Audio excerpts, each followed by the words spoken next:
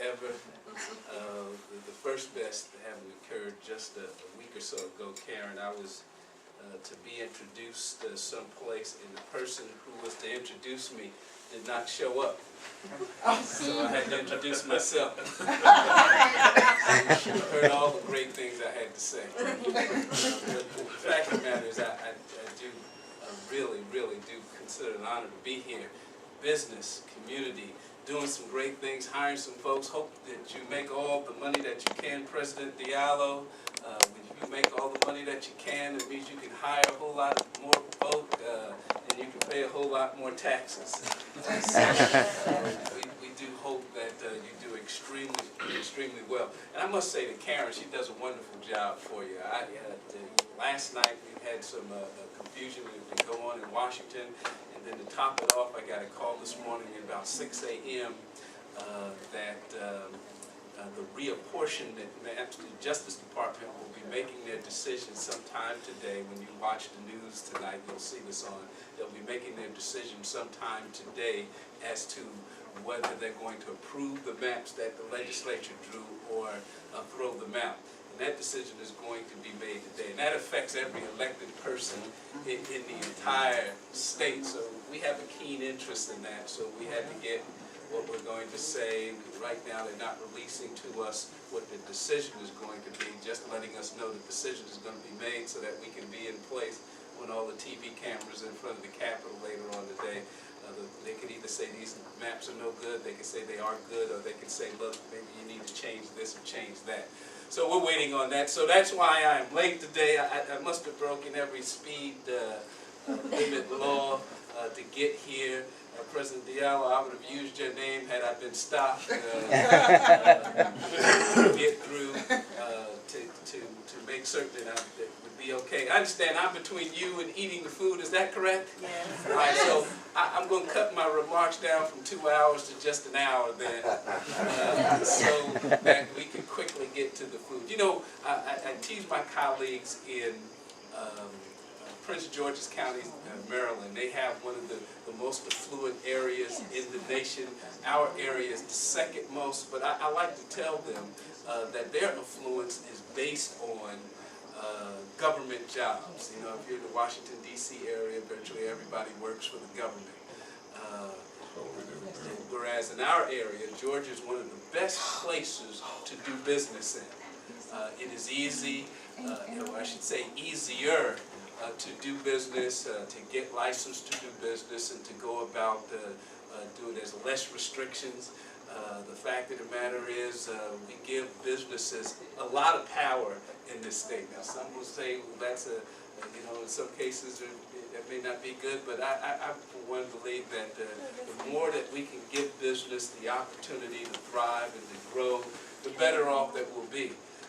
Literally, if this company does well, certainly we would hope that they would go get larger, and truly that means more employees. Maybe some of you in this room may decide one day that you wish to increase your opportunity to do business. Georgia is a great place to do that in this state. Our laws, because of folks like myself, we make certain that we can do all that we possibly can do. What I would suggest that you do, you know, very oftentimes I hope that you all would stay engaged in the process. Come down to the Capitol when there's some issue of interest to you, particularly President Diallo, in business. You know, we're experts in particular areas of the law, but everyone is not an expert in everything. And we lean on people like yourselves who have expertise in the area to say, look, if you pass this law, this is what it's going to do to my business. Very oftentimes, we don't hear enough of that from small businesses and small business employees. But I can tell you, there are days if you go down to the Capitol, as Karen knows, where you can't walk a straight line without walking into some lobbyist from some real big corporate interest.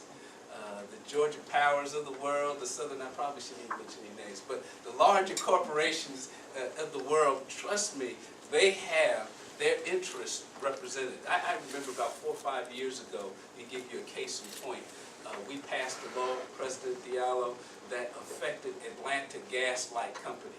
it hurt them to the tune of something like $20 million a year.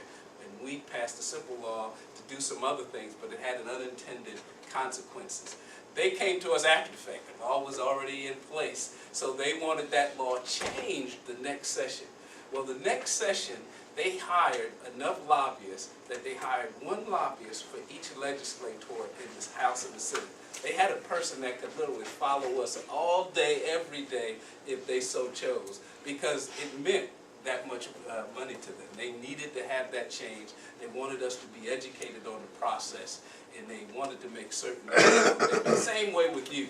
I can tell you that your voice, your involvement in the process makes a difference. I had a retired teacher one day come to me and said, you know what, this bill, this retirement as it does, it really hurts me and folks like me. I can't work, and if you would just change it like they do in some other states, I'd be better off. And she was just a senior citizen in my community, and I promised her that I would let the administration know, and then I would submit an amendment to get that done. Be honest with you, when I hung up on the phone with her, I didn't think there was any chance that that was going to come to fruition, because it had been the law as long as Georgia was having pension for teachers. And I brought it up in the committee one day, and other people said, you know, that's a great idea. We brought in testimony, and everybody said, yeah, this shouldn't be. And it became the law. It is the law today. But for her conversation, that would have always been. And I say the same thing for you. But for your conversation, you're getting involved, certainly some bad things will happen to small business and small business employees. Now, if you come up to the Capitol, let me just put my caveat in there, say it kind of guardedly, that the law, like sausage, if you want to continue to appreciate it, you probably ought not see how it's made. But the fact of the matter is, we do need your involvement. We need you to get involved and stay involved in the process. Once again, President Diallo, strong woman you have here. Now, you know, I've come to appreciate strong women. President Diallo, whatever you're paying Karen is not enough. And I personally have come in closing, I would just tell you this little story before I close here. You know, I was speaking near my wife's hometown. She's from New Jersey, of all places. Anyway, we were speaking near her hometown once, and she said, while we're here, why don't we go around my old neighborhood? And sure enough, we got the car, we were driving around her old neighborhood, got to a section of town that had seen its better day and run down. And there on the corner was this man who was ragged and torn and seemed to me to be under the addiction of something. And my wife tapped me on the shoulder and said, you won't believe this, but he used to be my old boyfriend. You know how we men are. I straightened out my tie, I stuck my chest out, I said, sit down, you stuck with me, and I've taken you all the way to the Capitol. She said, wait a minute, you don't understand. She said, if I still been with him, he'd be at the Capitol. And based on how much I've had to work with you, you'd have been on somebody's corner. So I do appreciate strong, good women as you do. President Diallo, thank you so very much for giving me this opportunity to come and address you and make some new friends. If I can ever be a resource to any of you, by all means, please feel free to call me. And President Diallo, if I can help you make some money and make all the money that you can possibly make, you know, I need to know more millionaires too. So please, by all means, give me an opportunity to be of service. Thank you so very much. I have a question. Oh, questions. I thought I'd get away easy. No, it's very simple. But well, first, thank you very much for joining us here this morning. But how can if you can just speak to us briefly, how can we get involved, especially our youth, be involved more in the legislature? You know, that's a great question, and I'm so glad you asked. Very oftentimes we have certain communities that don't get involved in the process. Particularly, I find in working communities, they really don't get involved in the process because they really don't appreciate how important the legislative and the elective and the voting process really affects them. You know, very oftentimes we see folks, and you know, we get twice as many people get involved with the presidential election for some reason than we do with our local election. To be honest with you, what affects you most is not what they do in Washington, really. What affects you most is what your local county commissioners, city commissioners can do. The more local it is, the more immediately you can get something done. For instance, I look at the president's offices, look at a cruise ship, and they want to go a different direction. I mean, it takes a long turn, a long effort for that cruise ship to be turned in another direction. But you can go to your local city council if you don't like something going on, and if they were so inclined, they could change the law today. I mean, they literally can change it today. But be that as it may, you need to get involved as much as we get interested in the president's election. You know, I suspect if I asked you who the president of this country was, virtually every one of you could tell me who that was. But if I asked you who's your county commissioner, who's your state representative, state senator, some of you probably couldn't say who that is, who's your congressperson. And believe you me, they have more to do with your day-to-day living than does the president. So I would suggest to you, first of all, is get to find out who your local elected officials are. You know, we have paging opportunities. How old are you? 10? You're just about old enough. You need to contact your representative and say, I'd like to page at the Capitol. That's a one day where you get to work at the Capitol. All of us, we give scholarships to students to go on to college and so forth. And never once have I given or recommended someone for college scholarship that has not been paid for me. Not one time. Page is where you actually get to work. You meet the governor, you meet all the state representatives, you get to build up some contacts. Very fortunately, I have found out in this world that I'm sure most of you know, you can know a whole lot. You can be brilliant. You can have a lot of degrees by your name, but very oftentimes that doesn't guarantee you success. But those folks that seem to know everybody, they seem to do very well. So you can build up contacts like that. The best thing I would suggest that you do too is, you know, when they're out there, some legislator, some person who's running for office, and you feel strongly in that candidate, let them know you support them.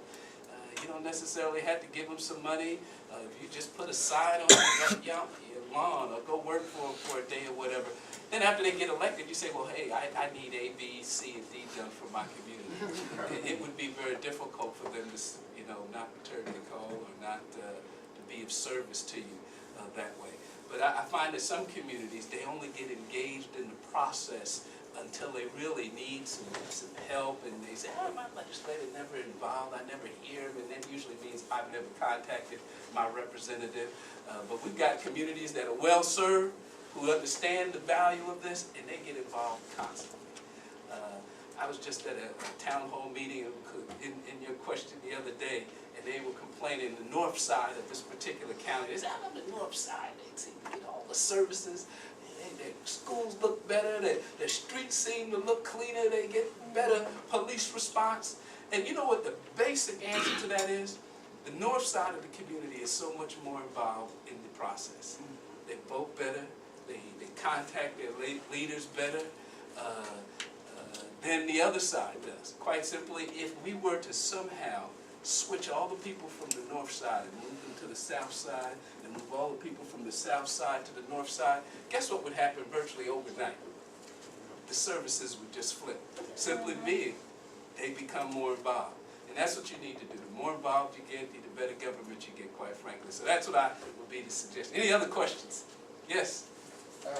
I was just trying to see if you have enough time just to explain a little bit how would that law affect us here as a small business, the law for the Obama law. Payroll deduction? Yes. Great question. Well, the fact of the matter is, about 10 years ago, when payrolls taxes were going up and up and up and up, what the Congress decided to do was give an exemption, which essentially means for the average employee about $1,000 a year is what you get as a result of this law being passed. Actually, it was done right about the time that Clinton was there. They gave this $1,000 payroll exemption. It expired. It's going to expire, I should say, at the end of this year, December 31st. Had not the Congress extended that on January 1st, your employers would have been required to take out $1,000 additional over the year's period from your payroll, from your paycheck. So, you know, you get your check and you see all these folks that you don't know taking money out of your check. Well, that would have taken over 50 pay periods. Let's assume that would have been about $200 extra if you got paid every week. It'd be about a little less than 52, so maybe about $180 a week additional out of your check. Now, I don't know about you, you know, but $180 a week from your check, and that, of course, they fought long and hard on that. And politics being what politics are, you know. Let me just take this opportunity. We probably have Democrats and Republicans in here, which I happen to think that's a good thing.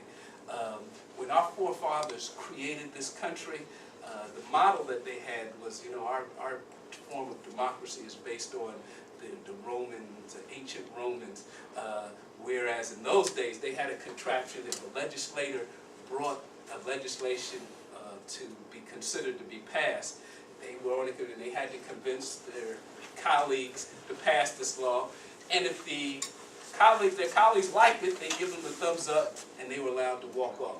Well, if their colleagues did not like the proposal, they'd get the thumbs down, and the contraption would come up, and they would fall to their death.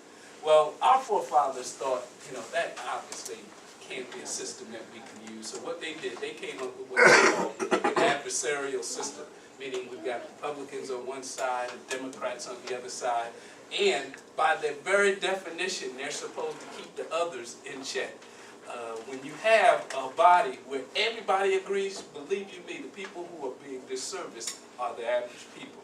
They're being disserviced. There was a city council in California, you may have heard over the summer, where it was a small city council. I think the city was about 6,000 people.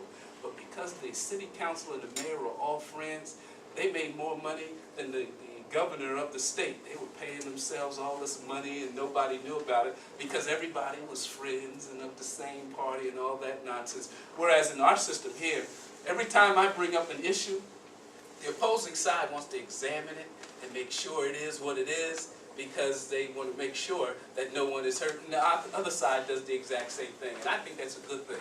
As Karen mentioned, I've been able to pass law no matter what the circumstances is, because I believe good law is good law, and if you can't defend your position, if you can't stand up to the scrutiny of people asking a bunch of questions about your law, it doesn't need to be in place anyway. So, for that to be the case, people want to be in power. You know, in this case, the president happens to be a Democrat, Republicans want to be in power, because when you're in power, you can get to do more. And that's not necessarily a bad thing. You want to do what you believe in doing. And so we have the opposing sides that are really running a lot of interference because they want their beliefs, what they believe to be in place. So this will essentially affect employees, not as much as employers, because essentially when we tax businesses, they just pass that on to employees.